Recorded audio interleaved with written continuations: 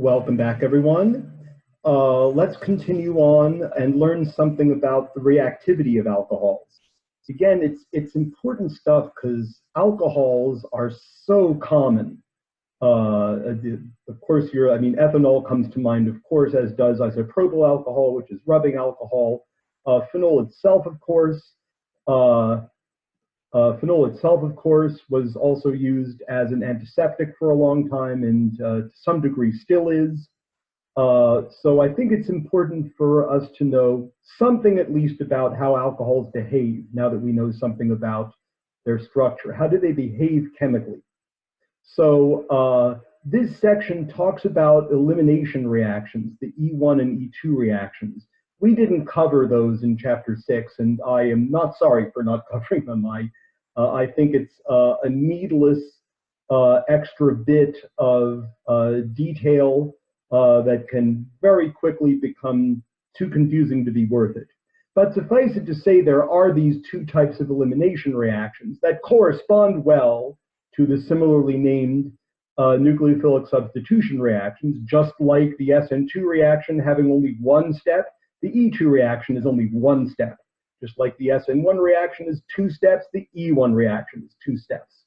But just as both of these are nucleophilic substitution reactions, in that the SN1 reaction is preferred by tertiary substrates, the SN2 reaction by methyl and primary substrates, with secondary substrates being an intermediate case that can go either way.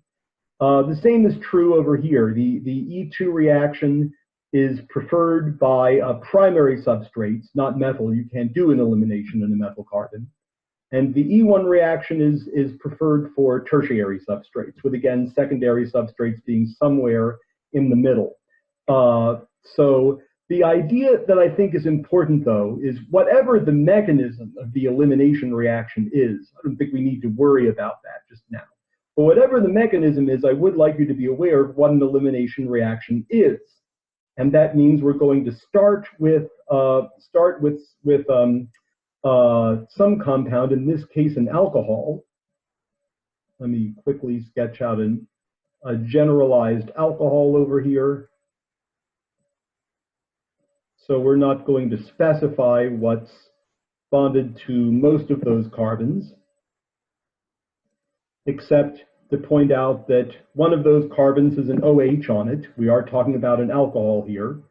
And the carbon next door needs to have at least one hydrogen directly attached. And alcohols can be dehydrated, which means that they will lose a molecule of water,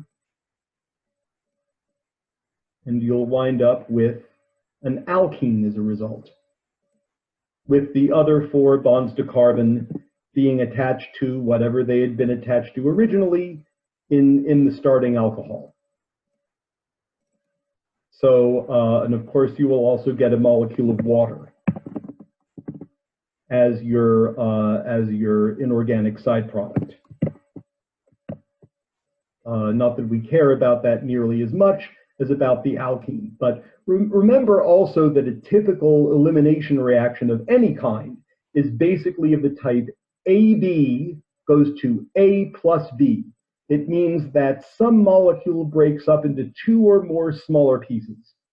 And so when a molecule does so in such a way as to lose a molecule of water, we call that a dehydration. That word means exactly what it sounds like. It means loss of a water molecule.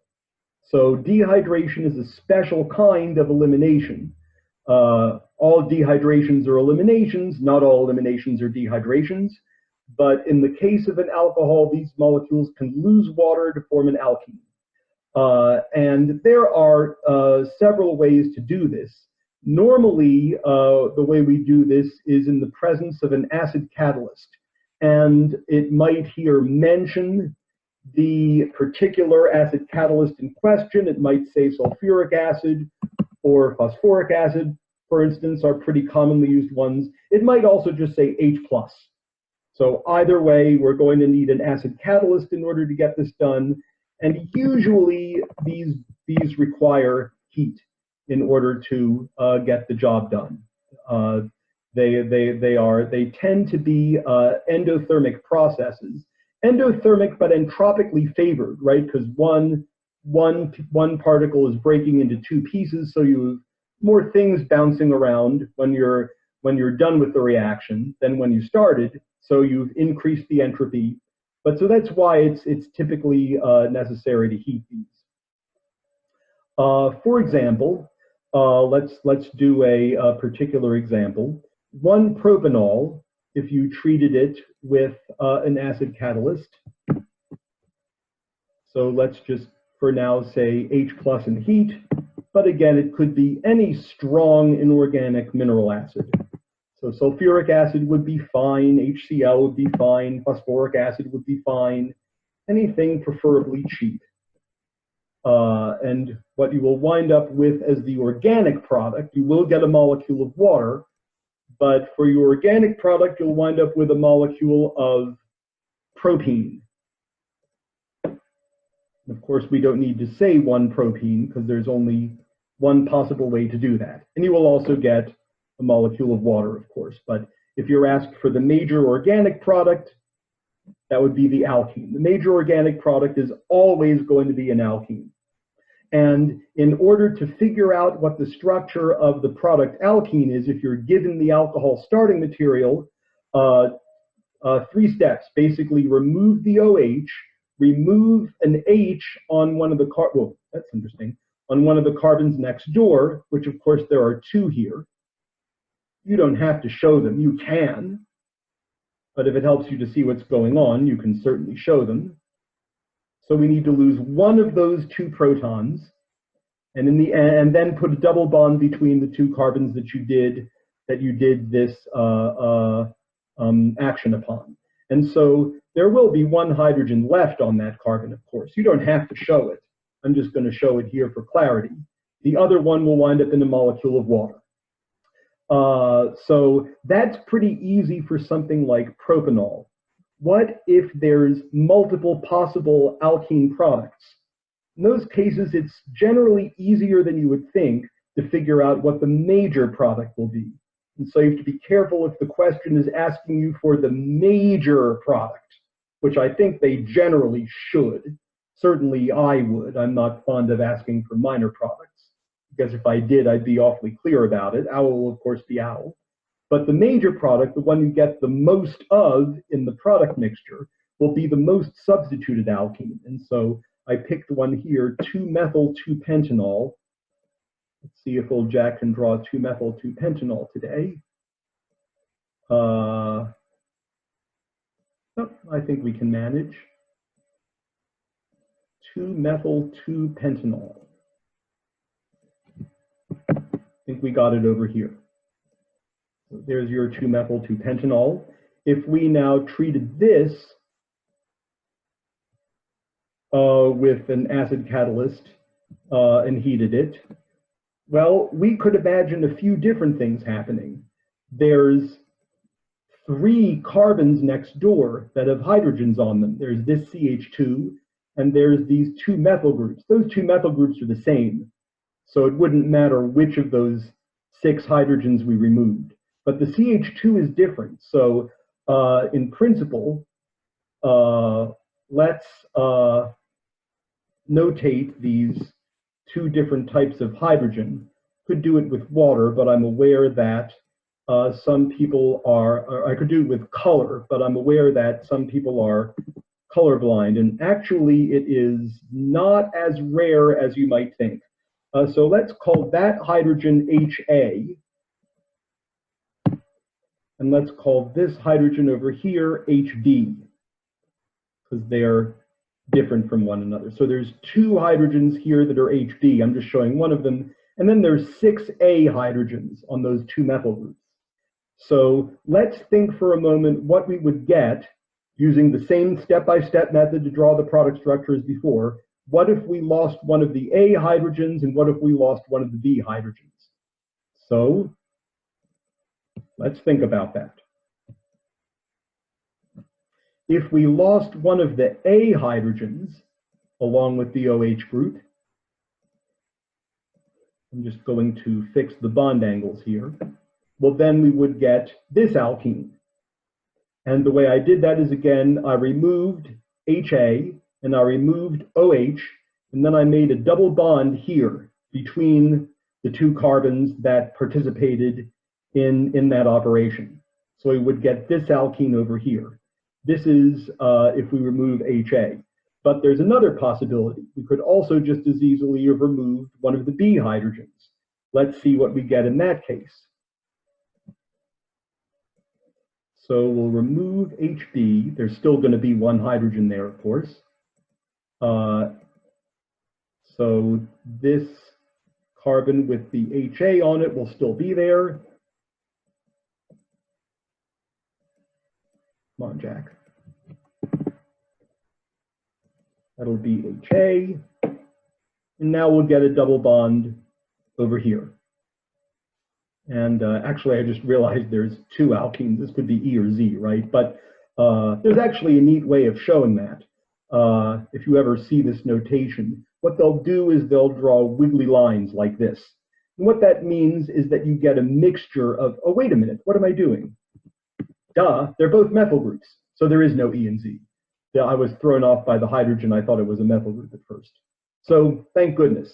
I guess whoever picked 2-methyl-2-pentanol to start with, which would be me, did so wisely, knowing that we wouldn't run into any stereochemical issues. And then, of course, as always, I promptly forgot about it. Anyway, so these are your two possible products. And so the question is, which of these two is going to be the major product? And again, you don't have to show HA or HB. I'm just doing it for clarity here. So what you need to know is that the major product is going to be the more substituted alkene, for which you need to look at the two alkene carbons and count the number of carbon groups that are attached to the two alkene carbons. I think you'll agree there's 3 carbon groups, a total of 3, 1, 2, 3, and only 1 hydrogen attached to those two alkene carbons. Here, there's only 2 carbon groups attached, and over here, you just have 2 hydrogens. So when you add up the things that are attached to both alkene carbons, when you add up the things that are attached to both alkene carbons, you want to prefer the compound that has more non-hydrogens, the greatest number of alkyl groups, or the fewest hydrogens directly attached to the 2 alkene carbons. So by that means, we would predict that this is the major product. So it's because it's the more substituted alkene. More carbons and fewer H's directly attached. And the other one, to the extent that we get it at all, we might not, but the other one then is going to be the minor product. We'll get less of that. Actually, I would predict we would get rather little of that, maybe only a few %. That's because it's the less substituted alkene. Oh, that's great. Let's try spelling less again, L-E-S-S, good. So there's fewer carbons and more H's directly attached. So that's how you know. Again, the way you do it is by looking at what's attached to both alkene carbons. And so here we have 3 carbons and 1 hydrogen attached. Here we have 2 carbons and 2 hydrogens attached. That means this compound wins. It's a more stable alkene. And so that's how you predict if more than one alkene product is possible, which is going to be the major product. And I think you'll have a chance to practice that on OWL as well. So other reactions of alcohols. Alcohols will also undergo substitution reactions with a hydrogen halide, either HCl, HBr, or HF. HCl, HBr, or HI, not HF, to undergo a substitution reaction. And so if we treat an alcohol, any alcohol, primary, secondary, or tertiary, with either HCl, HBr, or HI, CO, Br, or I, then one expects to get as the product the corresponding alkyl halide. So that actually is a fairly good place to stop. We'll continue on with substitution reactions of alcohols reacting with hydrogen halides in our next video. We'll see you then.